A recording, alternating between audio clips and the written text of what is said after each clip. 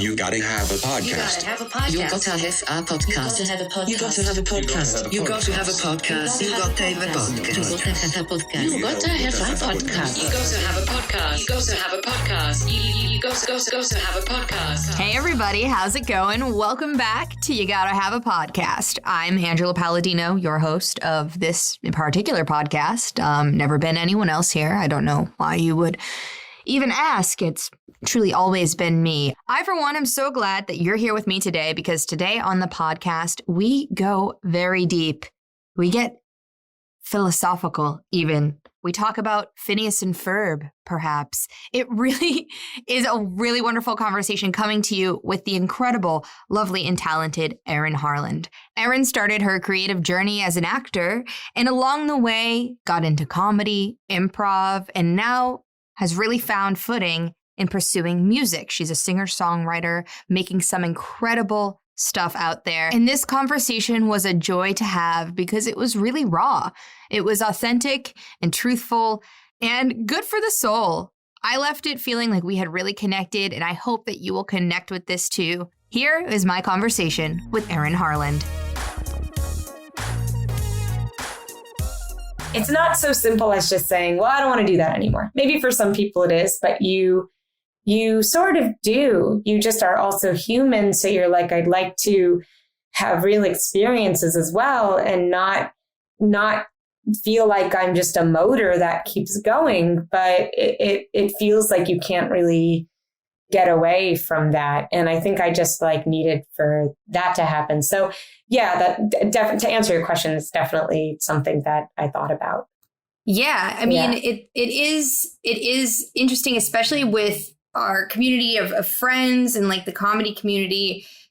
It's not something that you can just like you said, switch off like a switch. It's like, oh, well, I still want to see my friends. And if they're all doing this thing, yes, then it's the easiest way to see them. But also if then you decide you're not doing it, it's kind of weird, it's a weird vibe. And yeah, that's a huge part of it too. You brought up such a great point, which is that I remember I had friends who weren't really in comedy. Mm-hmm. And one of them, I don't know. One of them I remember said you never want to hang out unless it's with your, unless it's a show or something. And I was like, well, shows kind of are the way I hang out with people. It's you are sort of doing a 2-for-1 in that you're doing something you love, and especially with improv and stand-up, really just comedy in general, you're playing and then you're already there. So you're going to socialize. But It's not so easy as people who I think, live in the city and they work and live in the city to be in the city, which I totally get. But when you just work and you're I'm living in New York City just to enjoy the city, you do have time to be let's go experience this thing. But it's we have 2 jobs. We have the job during the day that we have to do to survive. Yeah. And then I have the job which is more of a long-term goal. And it's 2 jobs. So it's that is the only time where I get to socialize. So I'm sorry. I am truly sorry if you feel like I can't hang out with you unless it's at a show. Yeah.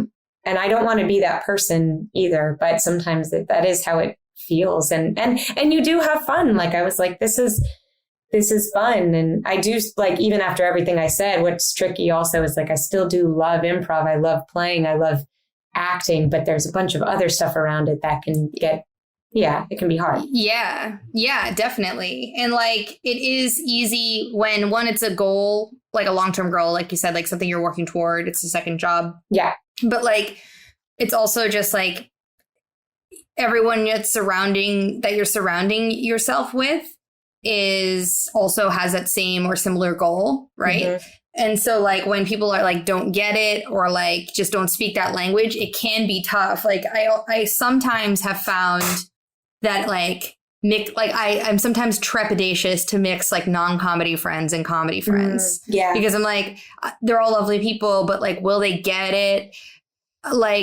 Sir, mostly I just don't want to scare the non-comedians with bits, really. I think is what it is.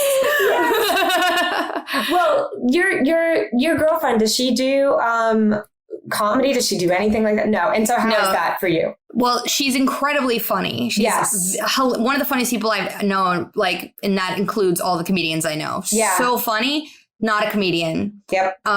Which is just, like, perfect. Yeah. So, like, she can hang. She, like, instinctively knows, like, how to make a joke and isn't, like, put off when people are being, like, doing a bit or being insincere. She gets it. Yeah. But I've definitely dated people in the past or, like, had friends from home come through, and then they just kept repeating the same variation of a joke over and over again. And I was like, yeah, that is one of arguably the worst parts about hanging out with comedians. Yeah, and once you're around people, it's like it's very infectious, and I do love it because I remember being in high school, and that was sort of how I was naturally with like friends, of being like, we'd joke about something and then we'd be like, and then this happens in a very like, we're low-key writing a Family Guy episode or something, you know? Yeah. But I do remember being at a DCM once, and this is why I'm like, I don't know, I can absorb energy, but then so much that I'm like burnt out. I remember being at DCM and I went to a party night one night, and everybody was so funny and so energetic, and I was there till like probably 4 a.m. or whatever. And then the next night, people were like, we're at the party space. And I go to the party space, and it just felt like a repeat of the night before. And I remember being in the middle of this sort of like 4-person circle, 3 like tall guys surrounding me, all doing bits, looking at each other. And I just remember kind of nodding my head, being like, haha. And I just eventually had this thought of, I'm exhausted. I can't do this for a second night. That was really fun the first night. I can't do this 2 nights in a row. That's how I became with like a lot of the improv scene, especially improv and sketch. Yeah. Stand-up is a little less like that because stand-ups often will just like fuck right off right after the show. I think there are definitely more people like, well, I know I've dated a couple stand-ups, but one of them really didn't like improv. And I do feel like it's like stand-up is for the most part such a lone wolf thing. And so I think I think the positivity of improv almost bothers them. Yeah, 100%. They want everyone to be just as miserable as they are. That's exactly what it is. They're like, you're so supportive. It's not real. And part of me gets it. Like, part of me is like, we are a little overly supportive, but it's to each their own. I don't know. Yeah. But I started to get disillusioned with like the bits thing, like you were just saying, and just being like, what the fuck? Like, I don't want to do this again. I would just like go into parties with improvisers. And then I would like just chat to people and be like, how are you? Like, I want to know what you've been up to. And they would be like freaked out that I would ask like a personal question about how, like, I was just okay, I don't want to do a bit. I just want to like talk to you. I know. I have some friends who I ask them how they are, and they just start talking about the things they're doing, the things they're auditioning for. I have this, and I'm like, no. Tell me. Yeah. What have you been watching lately? What have you, what are you interested in? How's it going with that person you're dating? I don't know. Something that's not, because it just, well, I don't know. That's the other thing is I mean, I've always been this way when I was in acting school, because I went to acting school. I hated that. I loved acting. I hated acting as a business, which is a huge part of it. And they kept telling us like, your headshot is your business card, and you have to make postcards and mail them to agents, because that's like a tap on the shoulder for the agent, because they have so many people coming in, they're going to forget about you. So you need to constantly remind them. And I was like, oh my God, that's a lot. I don't even think I believe in myself that much. I just want to act, which is a huge part of it. So that's really saying something. And I don't know, I could probably talk about that more later, but like at the time I was like, I don't really want to bother anybody or be like a salesman for myself. I just want to act. But unfortunately you like have to show why you are deserving or like of this thing. And that was really hard for me because I just, I'm not a pusher. I don't really like to push people. Yeah. It's very hard, especially in things that you have to audition for, right? Mm-hmm. Like with creating your own stuff, like, you know, working on music, you can just make your thing that you like and do it the way you want and put it out and then like tell people that you put it out. But you don't have to like beg it to happen. And I feel like a lot of acting, some improv stuff, you know, with barring like indie scene, like organized sketch theater, the theater system in general, and most paid things, like you have to ask for permission to do what your art. And I also have been like, I was basically like 2 middle fingers in the air to like a lot of that a couple of years ago. And I was like, yeah, like I stopped, I just stopped doing improv because I was just like, this is so much work to put on my own shows. I had been doing it for like 5 years at the time. But like, and I was just like, I'm not getting anything out of it that is like going to help me have reach my long-term goal of having a creative career, you know, somewhere in comedy. And I started doing more sketch stuff, making my own videos, things like that, you know? Did you like ever feel that way? Like with like, I don't know, like I know that you focus a lot more on like your own independent projects now. Like even before the pandemic, you were doing like, I feel like you were hosting a lot of shows and doing fun stuff with like the Flirtini live shows before, you know. Oh, yeah. Yeah. I think oh man, I mean, I was starting to do some things. I could really, really go on and on about this, but I'll just say that like ever since I was a kid, I think I just always had so many interests. Mm-hmm. And so when I was really young, I really wanted to be a writer. Mm-hmm. I remember taking like acting classes that I ended up sort of getting into because I think I like auditioned at a hockey rink and they were like, she should go to this. It was probably low key a little bit of a scam. But I like sang and then they were like, she would be great for commercials. She should come to this school. And my parents were like, well, would you want to do that? I was like, yeah, that sounds fun. And so they probably paid a bit of money to do that. But I remember on the way to one of the classes, my mom was like, so what do you think? Do you think you're going to like be an actor? And I was like, I don't know, like this is pretty fun, but I still want to be a writer. And my mom was like, well, then what am I paying you these for? But I was doing plays. Like I was like 9. So I really, you know, but then I started doing plays. Then I really thought of myself as an actor in middle school. And then I got into high school and was like, okay, now I'm going to do like real theater. But then they had a TV program, which was like the best in the country, actually. Oh, wow. Yeah, somehow I went to that school and I don't know if they still are, but we were. And I really wanted to do that. I was like, I want to learn TV stuff. I want to learn camera. I want to be on camera. Mm-hmm.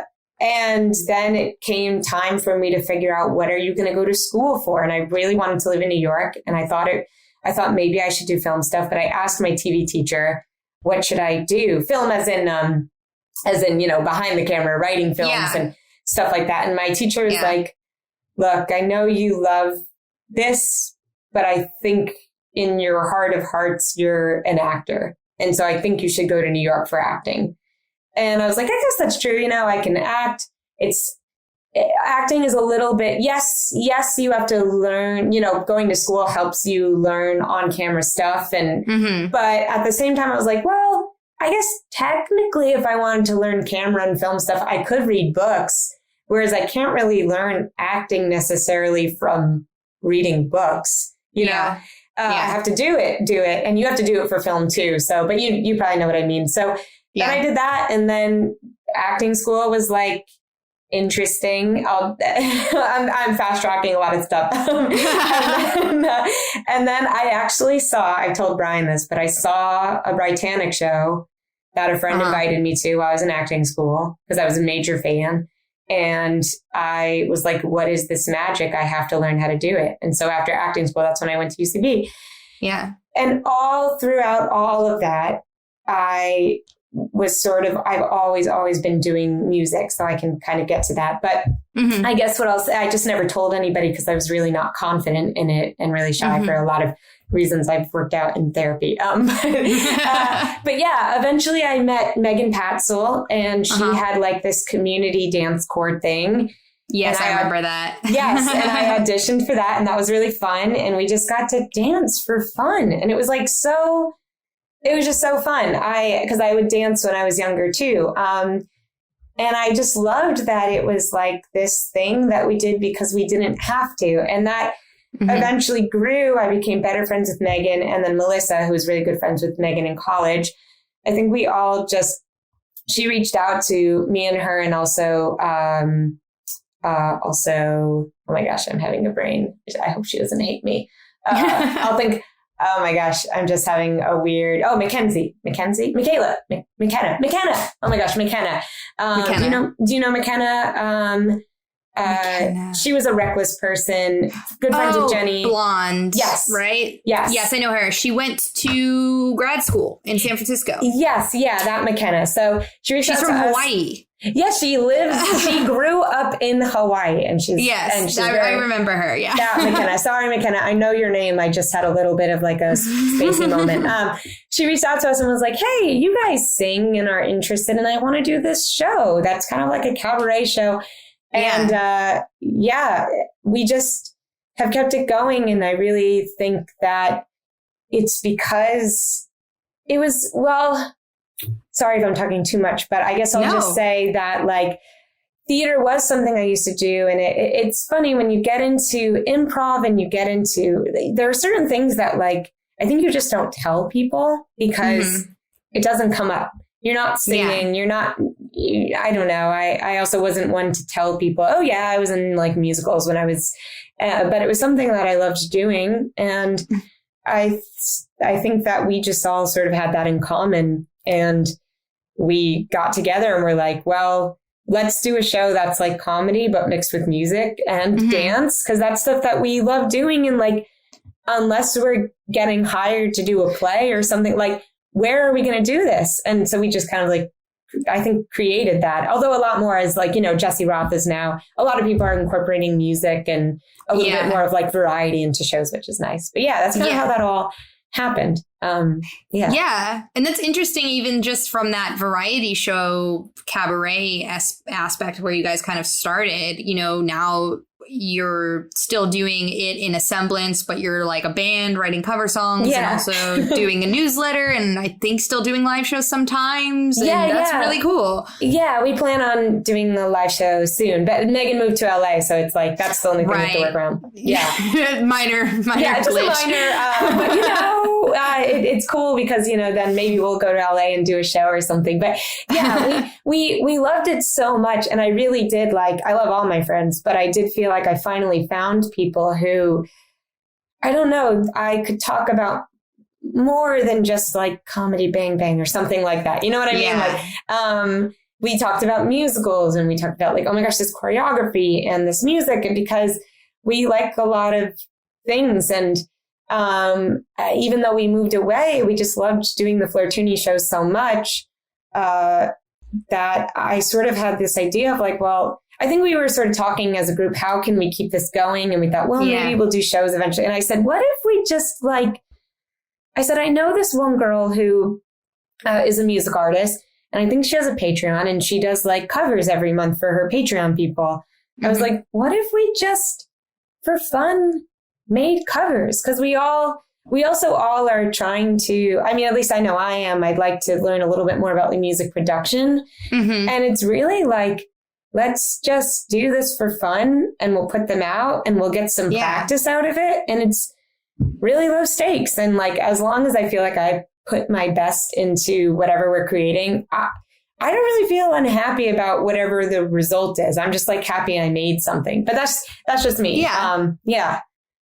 No, that's great. That's great. It's interesting that like trajectory that's sort of like, it's like, we just want to keep we want to keep this going, but like, how can we like make that work? Yeah. Which I know a lot of people have kind of probably had to ask themselves the same question. I mean, I do really feel for like people who during the pandemic, I don't know, maybe improv was mostly like how they identify or comedy or whatever it was they did, and now they don't have it.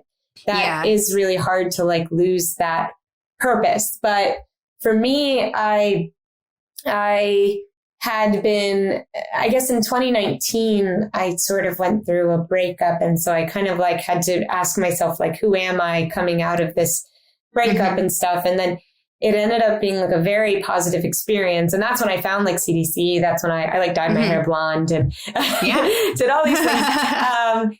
And so after a while, I think I was sort of writing songs where I had always been writing songs, but they never really felt like mine in a sense. Like, yeah, I understand that. I was like, all right, that's a song for someone. I don't know if it's for me. I'm glad I wrote it, but like, I'm not gonna really tell anybody about it. So it was like a secret hobby I had. And then I think I just kind of started writing something, and I had this moment of like, oh, I think that might be something. And I had recently met Brooks. And so I reached out to him and said, hi, I really love what you do. And I have these songs, and I think maybe it could be cool. I think maybe they could be something. I'm not sure. So if you want, you can listen to them. If you don't want to work on this, I totally understand. No hard feelings. But I just thought, if you're interested, let me know. I'll send you some like very rough recordings I have, and we'll do something with it. Yeah. And so that's kind of how that all started. And that all started truly right at like the end of February. I was already going to do it. And then everything happened. So it kind of gave me something of like, well, I was already going to do this. So I might as well just keep doing it. And timing wise, for me, it kind of worked out. Wow. I didn't realize that it was so like all your music under Aaron Harland, like your solo stuff, has all come out during the pandemic.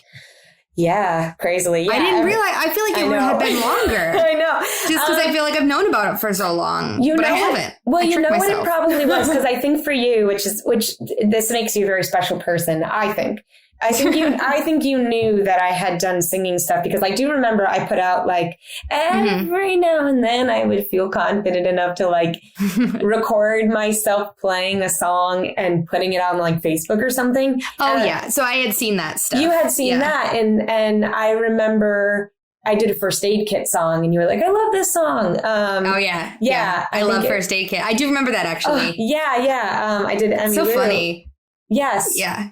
So I think maybe you were more aware of that than, I don't know that everybody thought of me like that. And then, you know, you're one of your good friends is Cammie, who also sings. So I think maybe we talked about like just singing in general. Yeah. I think we've definitely talked about it before. I'm now remembering, years ago when we shot that Devil sketch. Yes, which is so and I had all my guitars at my apartment, and then we were all like playing. That's right.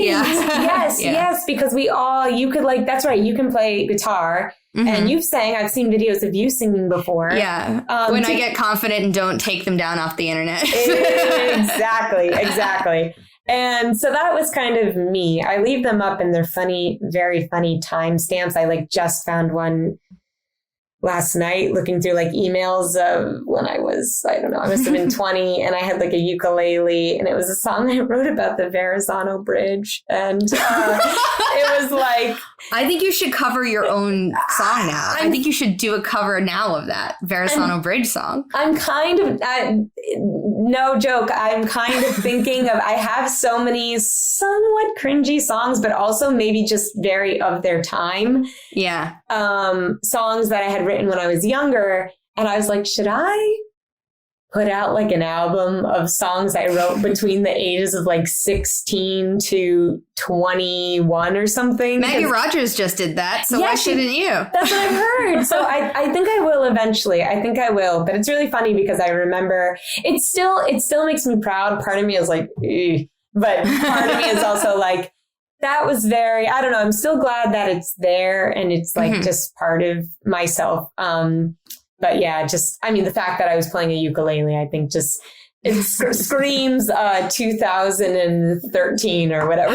Yeah, it really does. There is a time and a place where ukuleles were a thing. Technically, they've always existed to people in certain parts of the world. But like for 20-year-old girls in New York City, the year was 2013. So Zooey Deschanel was 2013, and we were all just following suit. And It's not her fault. It's not her fault. But I remember, I think Kat Cohen at a Ryan Live show did this ukulele song where she was singing about spiders, and it was like, spiders, spiders. It was this very like indie artist, cutesy, quirky. And I don't know, I watched that video and I was like, that was me. that was definitely me at one point. But yeah, it was very, very Zooey Deschanel, very Urban Outfitters, very of the time. So yeah, it's always kind of been there. But I think for a long time I thought, I remember somebody once asked me too, because I would sing in school if we ever had like a talent showy type thing. And a friend would be like, you like write songs and you sing. Are you ever going to put out music? And this was like maybe 3 or 4 years. I remember being like, no, there's too much music out there. Everything already kind of sounds the same. I don't really feel the need to put it out. I feel about just, podcasts. Yeah, I mean, eventually there's just so much of something that you're like, there's too much. But at the same time, one could argue, which is kind of how I see it now, which is funny. Yeah. It really was like I think I am a very light switchy person. Like when I became vegan too, like it just kind of, I had tried before to cut out stuff. And then there was just one time where I did and it stuck. Yeah. So it was like this time, I think I just, after like a lot of working on myself, and I thought, you know what? I do have something to say. I think I do have something to add. And actually there's so much music out there. I might as well just put it out, because why not? Why not put it out there? So it can kind of be said both ways. Sometimes it definitely can. And you probably feel this way with like podcasts, but sometimes it can definitely get a little bit like, I don't know, disheartening, just being like, wow, I am just one in a sea of very popular podcasts. And sometimes you see so much music, you're like, wow, I am really just one of many. Yeah. But I do it because I actually genuinely do have fun doing it. And I used to not. So it's been interesting. I think it's great, journey. Especially coming from, you know, spending so much time in the comedy world. Yeah. Or even like acting when you're, you know, you're reading other people's words majority of the time, unless you're, you know, we wrote something that you're performing. Yeah. Or spending so much time in the comedy world where so much is insincere, to like actually write and create music that is just like, this is, it's not like, it's not ironic. You know, I think me, like I've always played music, not very well, but like I could play. And my instinct was like, I can only, like the only way that I would ever perform would be like as a joke. Yeah. Like I would do like bits with my guitar and stuff like that. But like, I've never had the balls to actually be like, oh, I'm going to like sincerely play something. Right. And I really appreciate that you've started to sort of express yourself in that like way, because I feel like there's a misconception about a lot of artists, musicians, comedians, comparing the two, like, look at Phoebe Bridgers, right? Mm-hmm. A very funny human being. Yes. Her music, arguably, there are some lines and some lyrics are like funny. Yeah. But arguably very depressing. Yes, there's but humor. She's a very funny person. Yeah. Absolutely. Absolutely. And really, really, truly not to compare myself to Phoebe Bridgers, but I remember finding Phoebe Bridgers in like 2016, 2017. Mm-hmm. And I just, and so not many people had heard of her at the time, but I just remember being like, wow, if I had had the confidence to put out my music when I was younger, this could have been me. Like, I not could have been me as in a lot of things have to go right, as in not I would have had her career, but I think that like when I was younger, I was writing a lot of sad songs and I wasn't totally supported in that is the thing. So that's what made me not want to share my songs. And so I think that that's what the difference is. Like, I think that while she's had a kind of a somewhat of a hard upbringing with her dad and stuff, I think when she was with her mom was very supportive of her music. Right. And my parents were supportive of my music. People always wanted me to sing, but it kind of felt like they wanted me to sing as long as it was on their terms. Yeah. And it was like, well, I don't know what else to write about. I'm sad about this boy. I can't just write a happy song. And it wasn't also like write a happy song. It was more like I would share with my mom in a very vulnerable moment. Mm-hmm. And, cause also my mom, she was in bands when she was younger and wrote music and stuff. So that's a Cool. huge part of it too. Yeah. So I would share things with her, hoping that, I don't know, she would just like be proud. And I think she was, but I think probably mom mode like switched on and was like, Mm-hmm. hey, I've noticed a lot of your lyrics mention this and this. And I'm just wondering, and I think like I was not ready to be like, oh, this wasn't me wanting to talk about those things. So yeah, so I really applaud Phoebe Bridgers for like, you know, just writing. And I'm glad that she like had that support, even though I know she's been through a lot. But yeah, it does make very like, I think when your sincerity comes through in another way, it's like, I don't know. Also, well, I guess a lot of like depressed people can also be like self-deprecating. So there is like humor to her lyrics. Like I know her songs have made me laugh, but I've showed them to people who were like, this is not, how are you enjoying this? And I've had like, a lot of the same.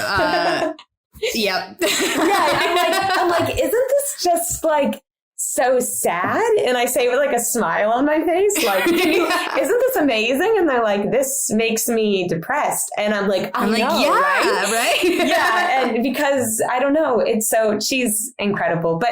But yeah, to speak with what you're saying, I think I wasn't ready to be so sincere in terms of art for like a long time. And that's, I think, why I got into comedy, because again, with my mom, she really, really, I think, was still trying to make music happen for her. And she really wanted to do that stuff with me in a way. And I just, I think I was trying to individuate a little bit.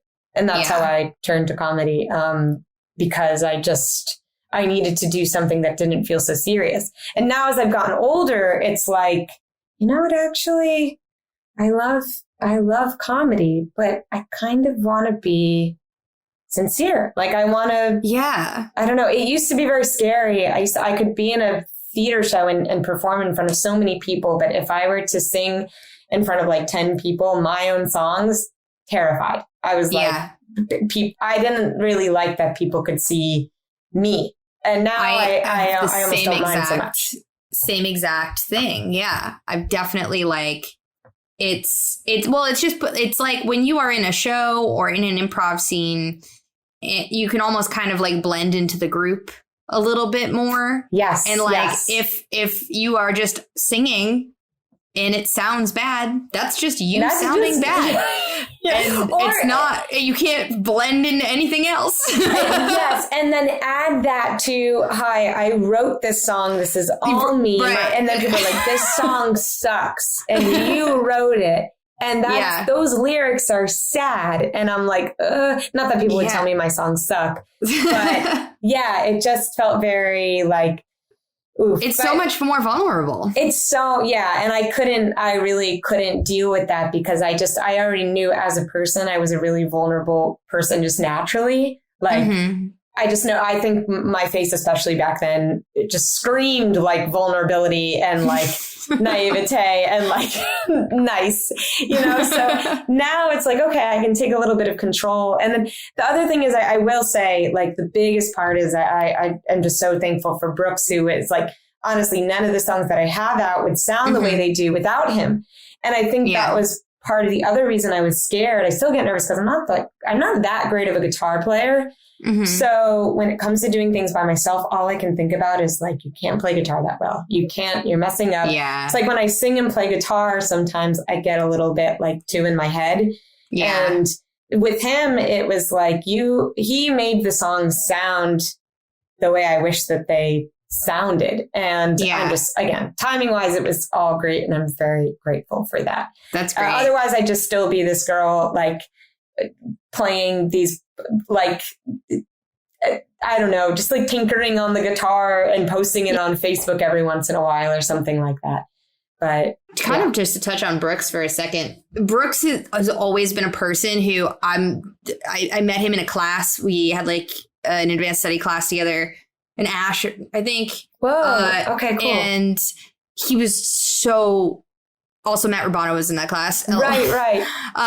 But he was so funny. But then, like, was like you could actually have like a genuine conversation with him as like a human being. Like after class, we would go get food or something with like the whole group. And I've always just like been so blown away by his. He can. A lot of comedians or people who are funny, you know, who do comedy don't necessarily like open up in that way. And it's so great that you guys were able to collaborate and like work together. Yeah. And find each other in this little creative world. Right. Well, same with you and him. You know, he is a really good person to know. And I think that like, yeah, you just kind of like, I don't know, there's this one song where it's a song by the Highwomen, but she says like, I can't remember the first line of the song. Yeah, they're so great. But there's that song Old Soul where she says like, I just know when I meet another soul like mine.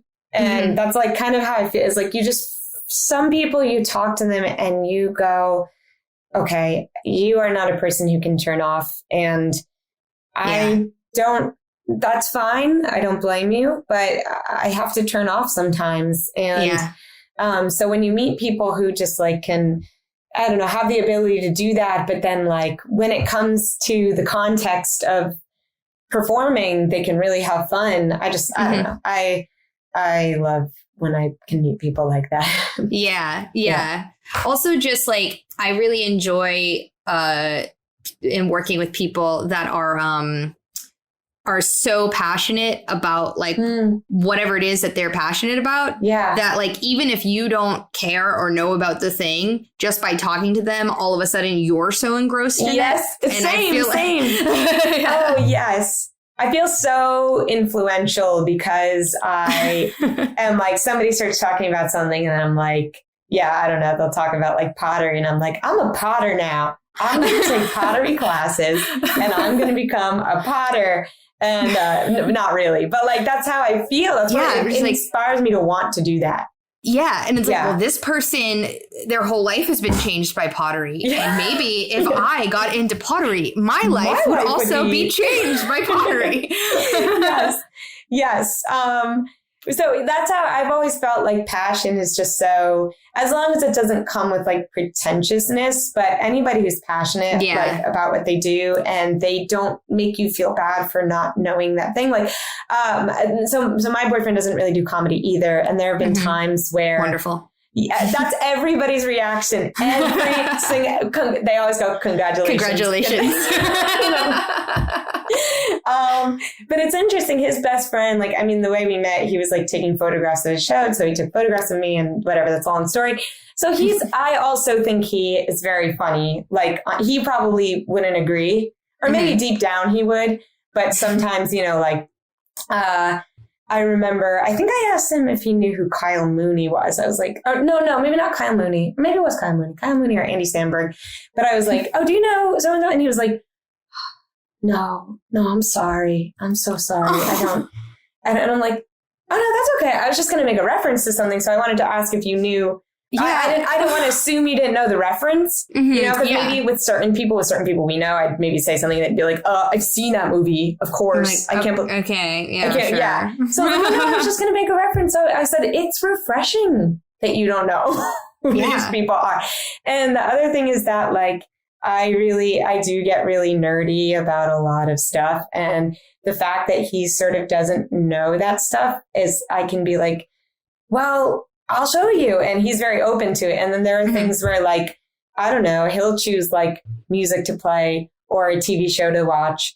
And I'll be like, oh, this is you. Like, I don't normally go to listen to music like this, but I like that we're listening to this. And so it feels very like respectful. And that's nice. Yeah, it's cool because I just, there's so many interesting people and so many things to talk about. And it really, that has been my sort of reckoning of 2021 is, so I started wanting to pursue filmmaking. And then also like, I loved comedy. So I wanted to do comedy films. And then I got into performing through that.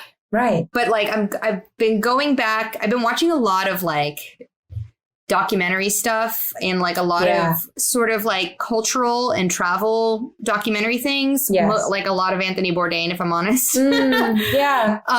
But like this year and some of last year as well, I think maybe it's born out of being disconnected from the world in a way, you know, through the pandemic.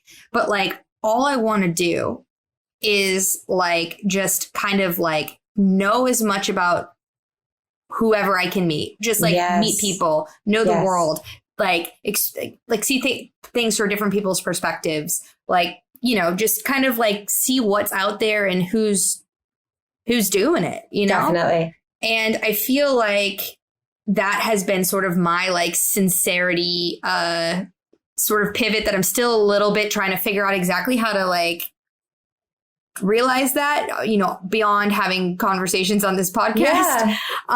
Because I just am like, there's so much beautiful humanity out there, a lot of bad stuff as well. But, you know, I really, you know, while we have an opportunity, would love to just like see how other people perceive it and, you know, live in it and thrive in it or struggle or create. Yes. Oh, definitely. When you went to Paris, and it was your first trip, because we were talking about how, you know, you'd gone and I'm about to go. And when you went and it was your first trip in a while, especially outside of the country, did that like further confirm that feeling for you at all? Yeah. It really did. Also, I don't know. I'm very upset with this country right now. That country being America. So, yeah, right. Yeah. So just to be clear, we are in America. Just for all of the listeners who know who I am already, know that I live in America.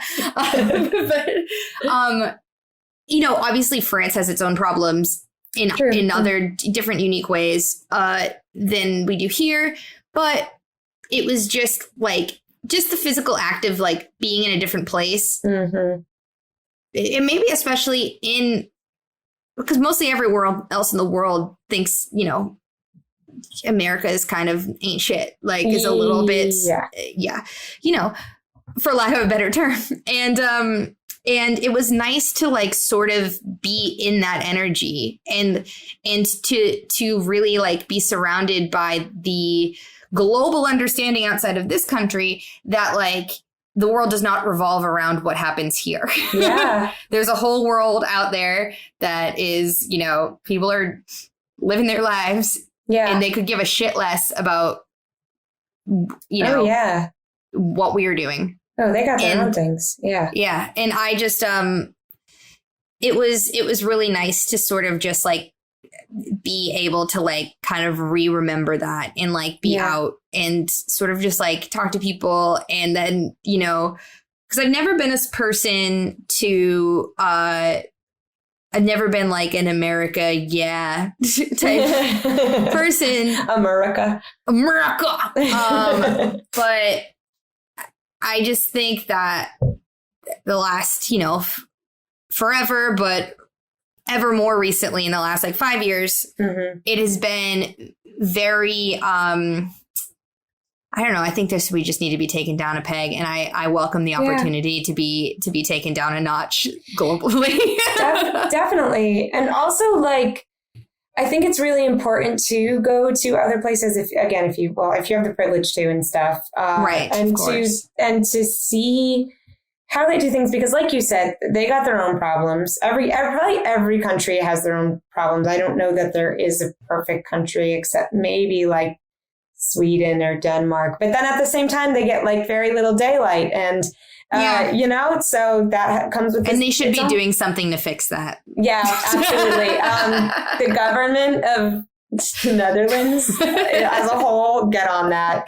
Make your people just a little happier.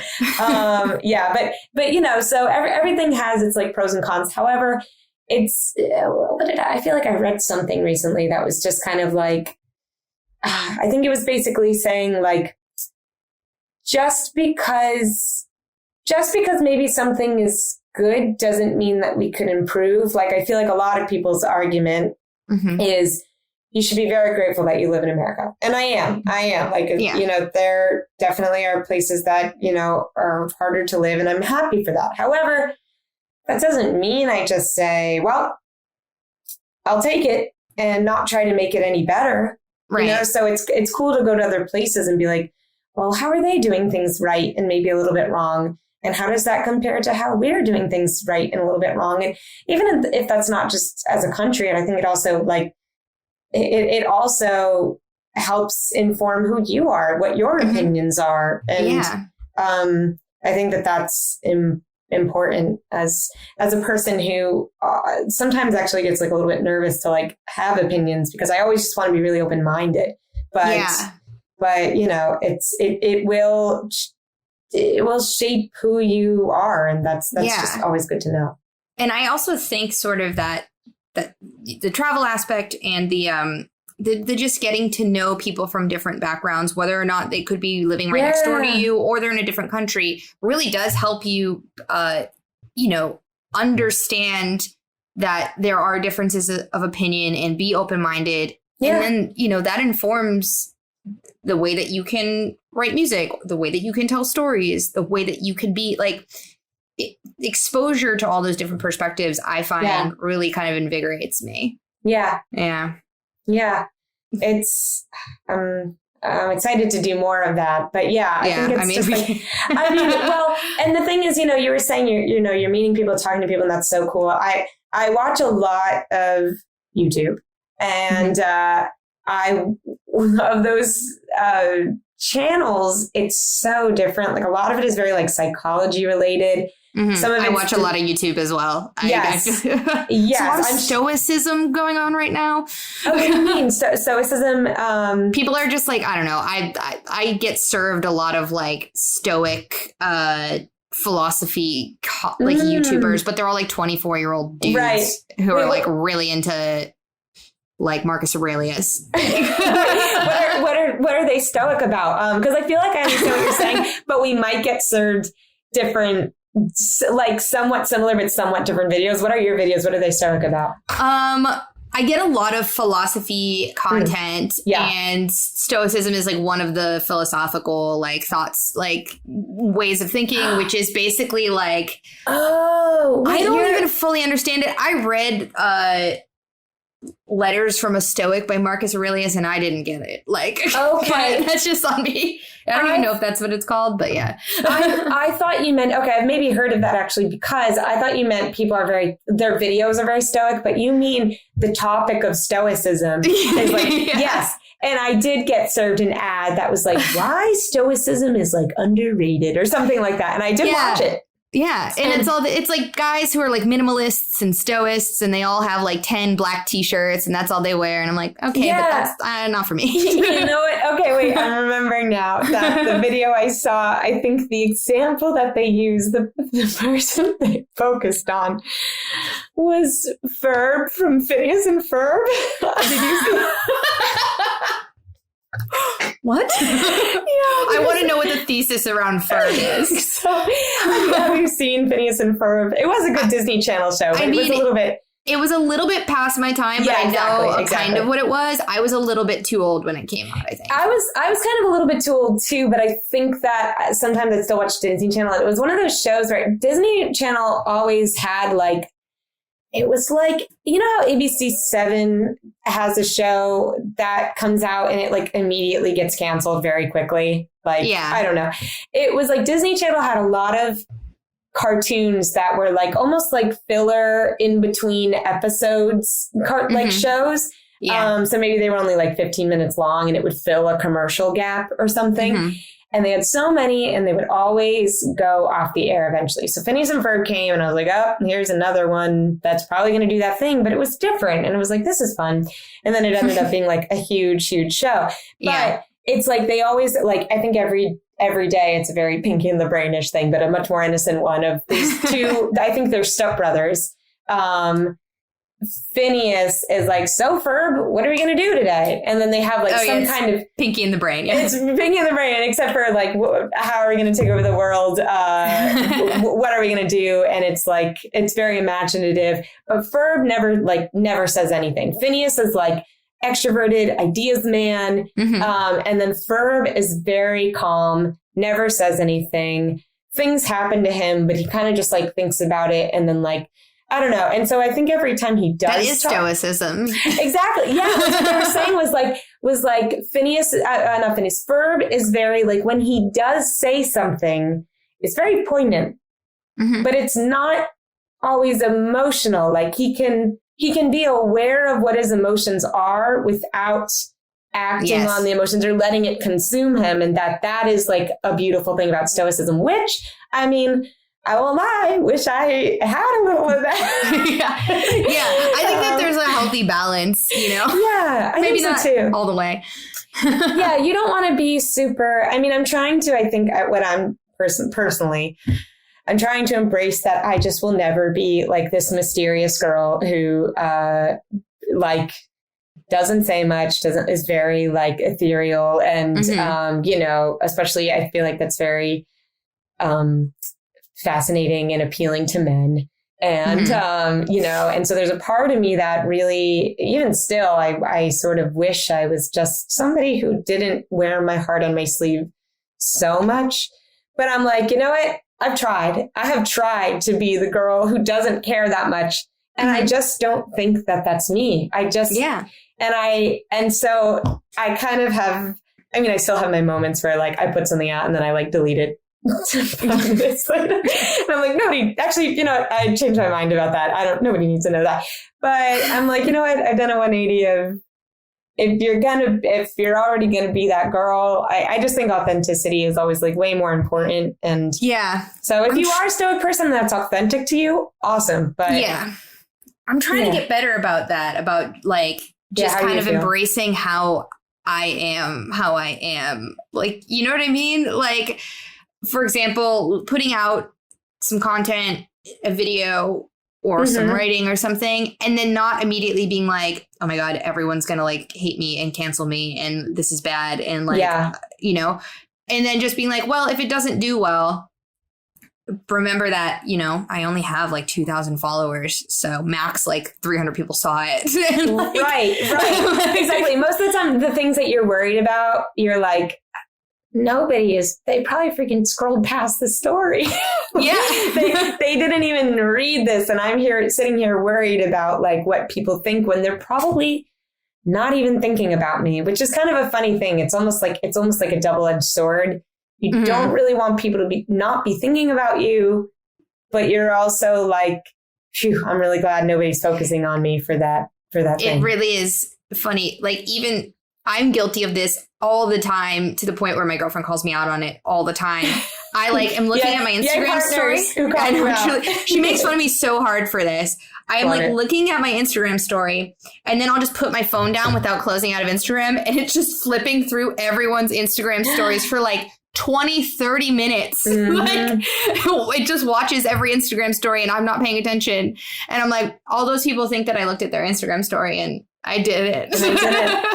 Yeah. I mean, I totally get that. I think sometimes I've done that accidentally, but I do. And so don't worry here. I want you to know, I look at who watches my stories every single time. I don't know why. I just like to know, but I know that probably good chances are a huge percentage of the people who quote unquote saw my story didn't really see my story. And I don't blame anybody for that. Yeah. I'm just kind of like, who maybe saw this? Who at least, you know, I at least appreciate that you want people to know that, you know, like just allow them to feel like I'm a part of their life. Like I still am, you know, wanting to see what they're up to, because I do, but sometimes it's just not like completely feasible you can't watch everybody's stories. And, you know, I'll see sometimes who like, or I can't see who exits out of my story, but I see that people exit out and I'm like, you know, sometimes I actually message people like something really cool will be on and it has sound in order for me to watch it. And so I exit out because I'm like, okay, I want to watch this when it has sound on it. So when I click on their story later, it'll go back and then it'll be a reminder to myself of like, oh yeah. I need to watch. But sometimes I'll message people and be like, I really want to watch this. I'm in a place where I cannot put on sound right now. So I'm sorry. But I do want to watch this. And you just... That is the most considerate thing I've ever heard. Really? I just want people to like feel seen sometimes. I get really hyper aware of like, I don't know. I talked about this with friends about, I've had friends who've been like left out of stuff before. Mm-hmm. And I realized that they weren't there because like a friend of ours didn't invite them. And I know everybody's taking pictures of this party and they're not there. And I'm like, they're going to see these pictures. And I send a text that'll be like, hey, I just want you to know if I had any control over this, I would have invited you. Yeah. I didn't know you wouldn't have, and I just want you to know that like, I noticed that you weren't here when you are. Not for everybody. I can't do that for everybody. But for people who I'm like, you especially should probably be here. And I know you. And I know that you're probably going to be hurt by this because that used to happen to me back in the day. I felt like I just wouldn't get invited to things. And I'd be like, I don't understand why. So I don't know. It's just a hyper awareness. Yeah. I mean, I appreciate that. Like that is, cause oftentimes it is like, oh, someone just like forgot. And, you don't want to be the person who's forgotten, but like, also it's like, it's just human error, and a lot of times it's like, when you see a story, it's like, and if I forgot anyone, it wasn't intentional, like, that sort of thing. No, absolutely. There's too many people. I mean, we just weren't meant to even really know or keep in touch with this many people. We were not. In our lives. We really weren't. And I mean, it's just so amazing that back in the day, you like made friends.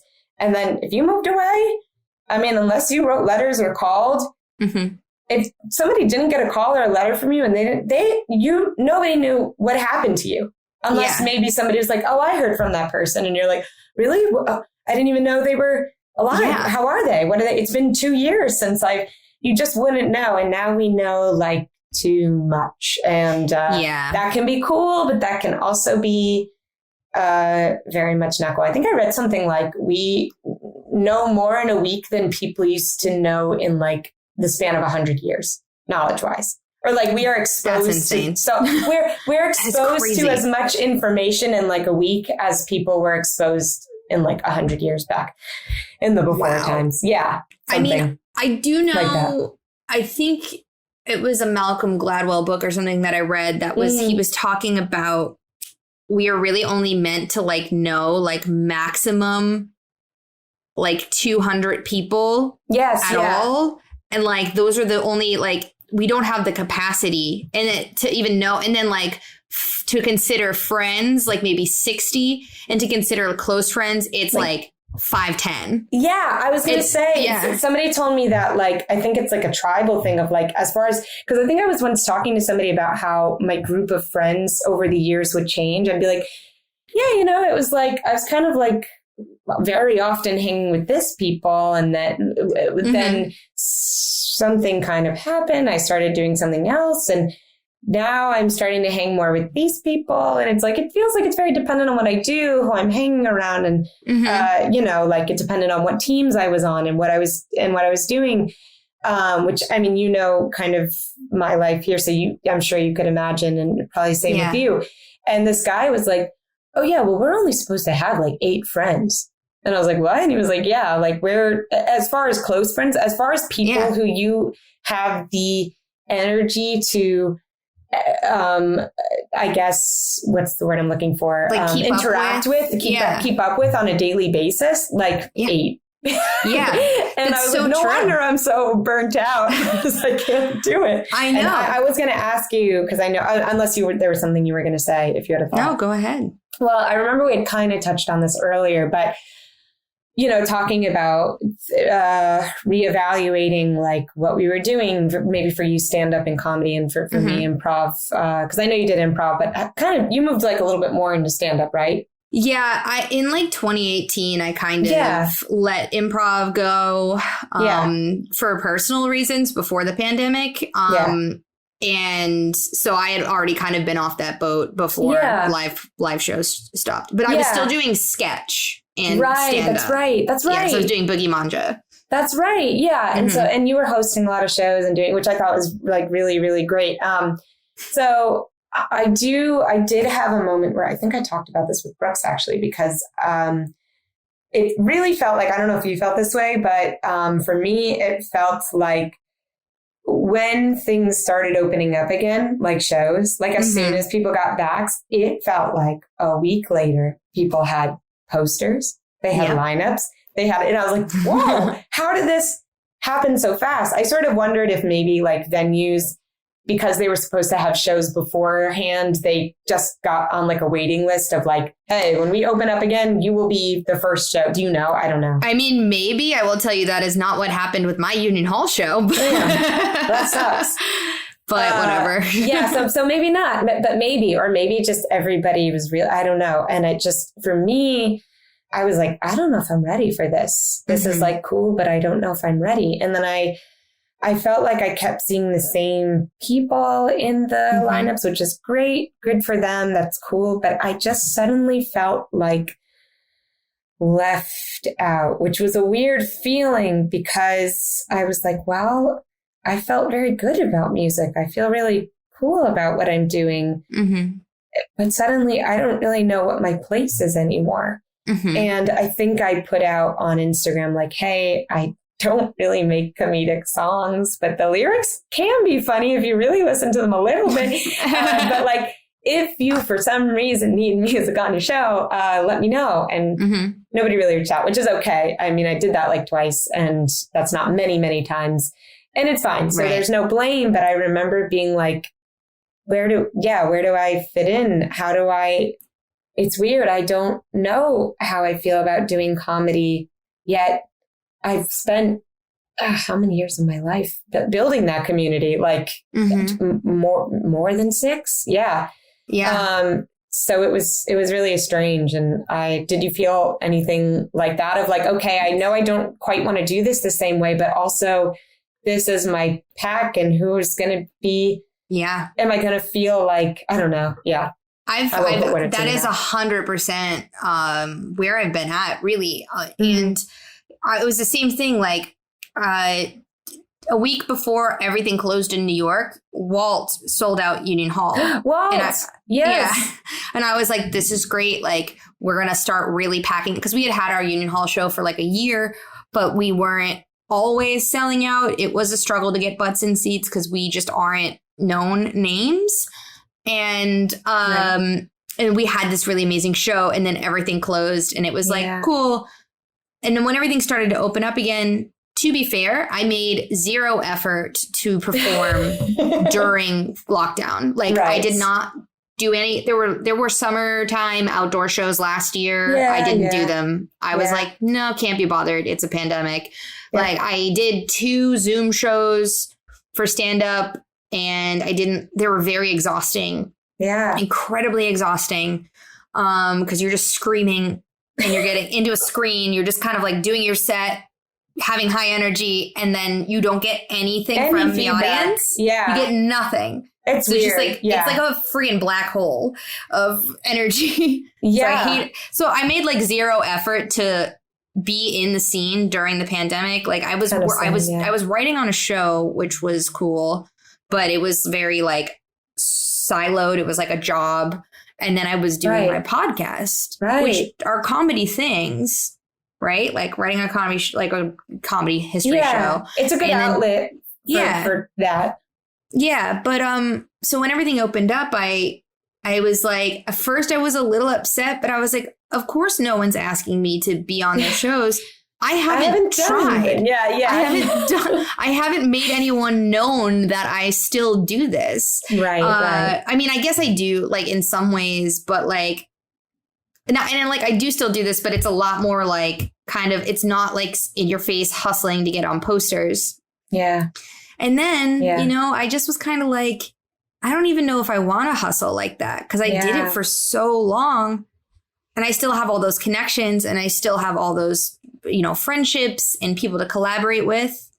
But maybe what I've kind of like felt, and maybe I'm just reassuring myself, but like the last like 6 months or so, I've just been kind of like, I'm a comedian. I'll always be funny. Yeah. But like, I don't necessarily have to do that. Like, I don't have to do stand up. Also, like, I was never going to be a stand up like person, like like someone who like tours, you know? Sure. Even though I guess I have toured, but like, you know what I mean? Yeah, right. Yeah, and that's kind of what I meant by like that to me is like when you really pursue stand up of like people have this long-term goal, and I do think I always think stand up is, even no matter what the goal is for you, I think it's a good thing to do. Mm-hmm. I think it's another thing that helps you formulate opinions. You can write jokes.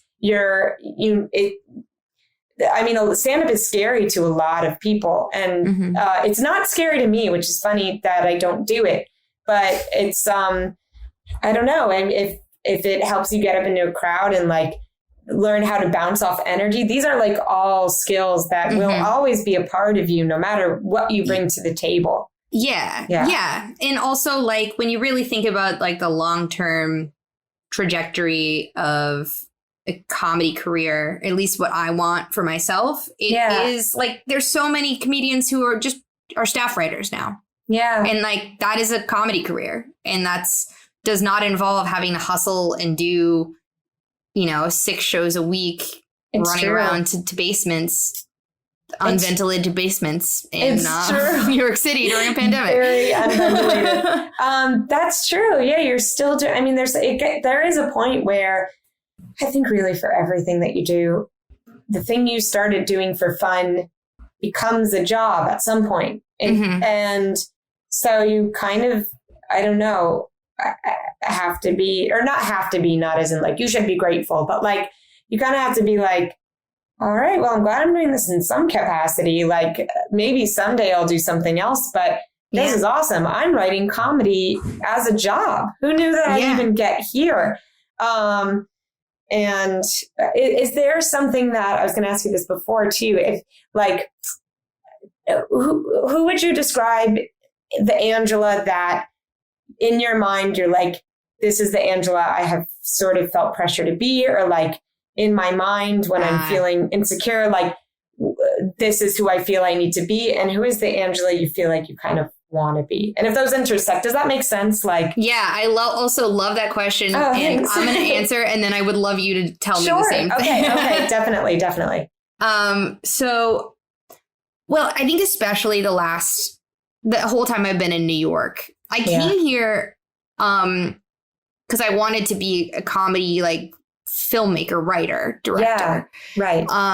And I started doing improv to help with my writing. And then I think I just got caught up in improv and performance and sketch, and less about writing and more about performing, when that was never really what I had set out to do. So I think I was trying to be a personality, a performative type that I just really naturally wasn't. Like high energy, like crazy, super, like, I don't know, party, fun time on stage person, which like my stand-up is more like how I talk. It is just kind of sort of like, it's a lot of anecdotes, it's storytelling based, but whatever. So I got more closer to it as I started like kind of doing, but like there was a couple of years where I was doing characters and I was like, this isn't right. Like I'm not really a character performer. And I was just trying to do it because everyone said that I had to do characters. Totally. And like same thing with improv. It's like I really was more or less doing improv initially to learn structure of sketch writing. But then it turned into like me pursuing getting on a house team for years that just wasn't ever going to be a fit. And I think when I realized like, oh, this isn't really ever going to be a fit. And that's okay. That's not what I actually ever came here for in the first place. Like I got distracted. Right. So I feel like now what I'm really trying to do is get more back to where I was, in fucking 2013, which is like, I want to tell true stories, not necessarily like true life documentary things, but just like stories that feel true, that have heart, that have humanity in them. whether they're narrative or doc. Yeah. And that have a lot of humor in them, because that's just kind of how I am. Like, I am someone who, like, I don't know, I'm very interested in humanity. I have a lot of empathy. I want to, like, get to the heart of, like, what we're all doing here. But I also make a lot of, like, stupid jokes along the way. So, like, I just want to, like, do work that reflects that, you know? Definitely. It sounds like what started to happen was, like, I don't know, everybody started telling you, like, who Angela the brand needs to be, or, like, quote unquote needs to be, of, like, well, if you want to be an improviser, you got to be on a house team. And if you want to get noticed for comedy, you got to do character. And it feels like it became more about, like, singularly who you are rather than, like, the things you wanted to do. And I'll say, I think it is kind of the same for me, but in a way it's my fault, because I did come here I did move to New York to be an actor.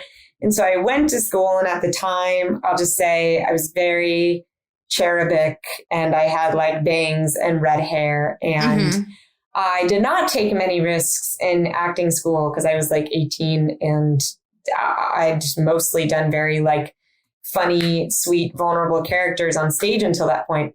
So suddenly we're being told to do, like, sex lies and videotapes. I was like, Susan.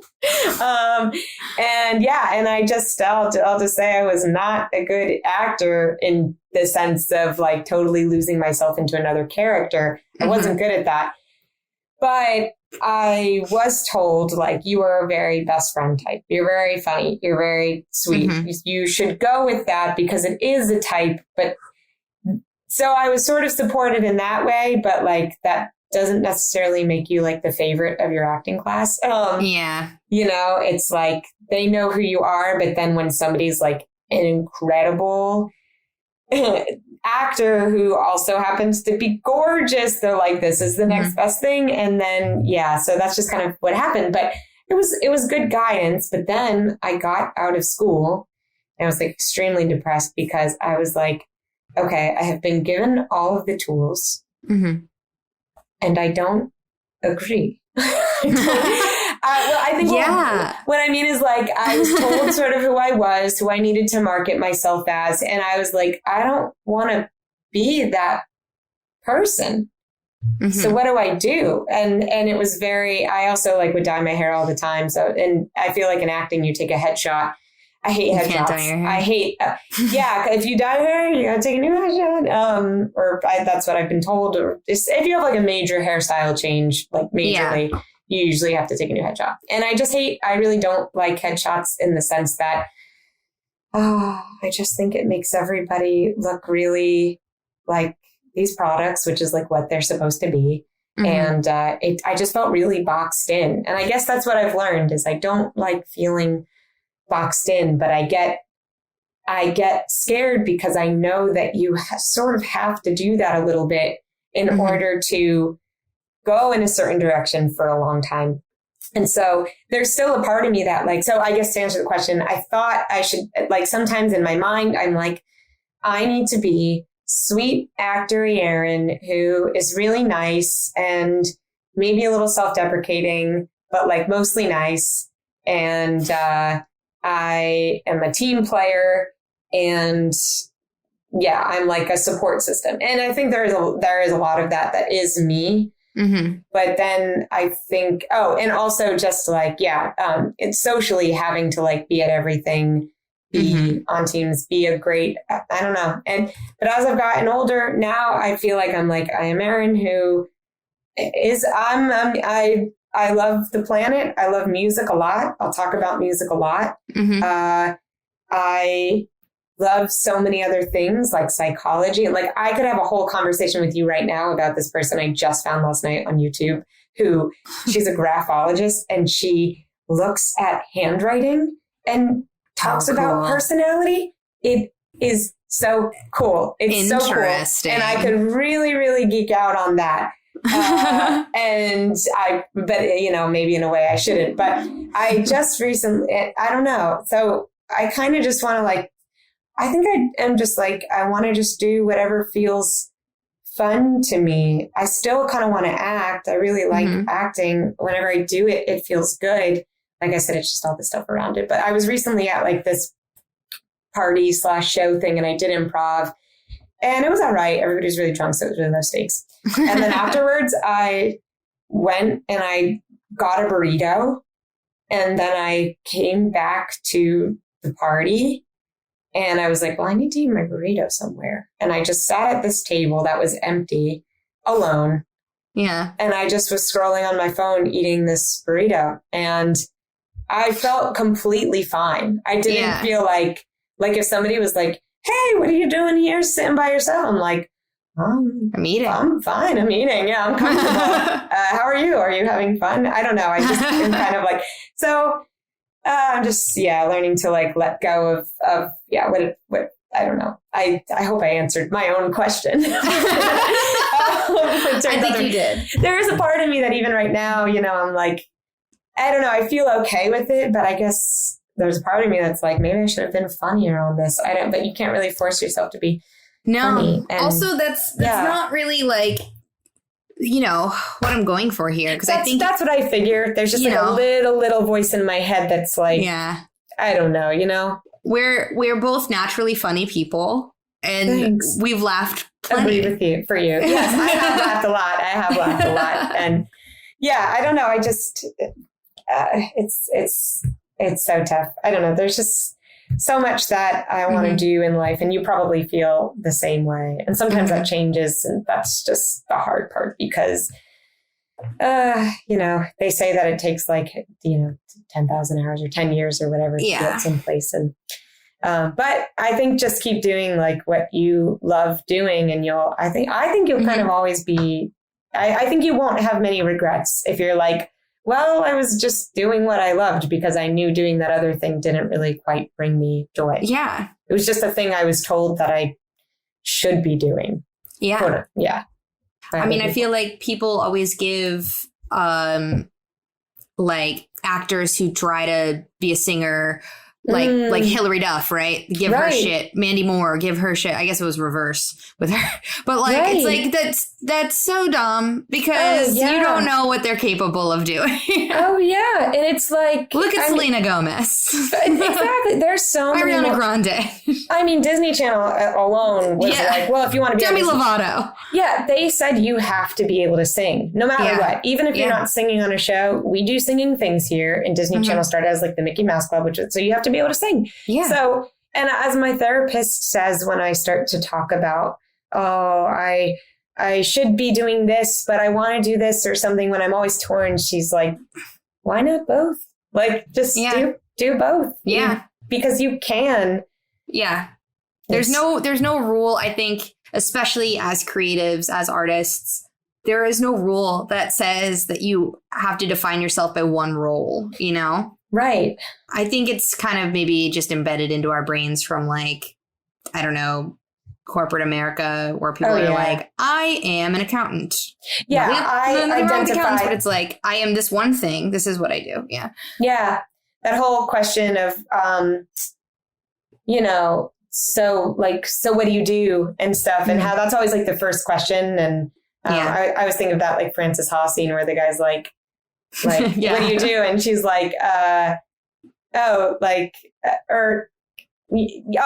think she asked him, what do you do? And he's like, sorry. And she's like, I just thought I'd ask, what do you do? It's such a stupid question. I thought I'd ask it. And then he answers it and he goes, what do you do? And she goes, that's such a stupid question. But it's like, that is the way it just tends to go. Very, very tough to navigate. Yeah. Yeah. Well, I think just keep doing whatever you want to do. Yeah. And if you like it and you're passionate about it, then that is a success. And ultimately you'll create great work from that. You too. And the last thing I'll say is like, just because what you said just kind of brought it up. I think when you said do whatever you do, my immediate like instinctive response wanted to be like, well, I don't deserve like doing it, or like, I don't know. I think sometimes I get nervous that people are going to look at me and be like, oh, she thinks she can do comedy and music. and she can do this thing. Who does she think she is? Yeah. And I don't know that people are thinking about that, but that's also like the fear as well. I feel that too. I mean, I think it's a little bit imposter syndrome-y probably. Imposter syndrome-y, especially for, I want to say, women too. Yeah. You know? Yeah. But we can do it. We can do it. We can do it.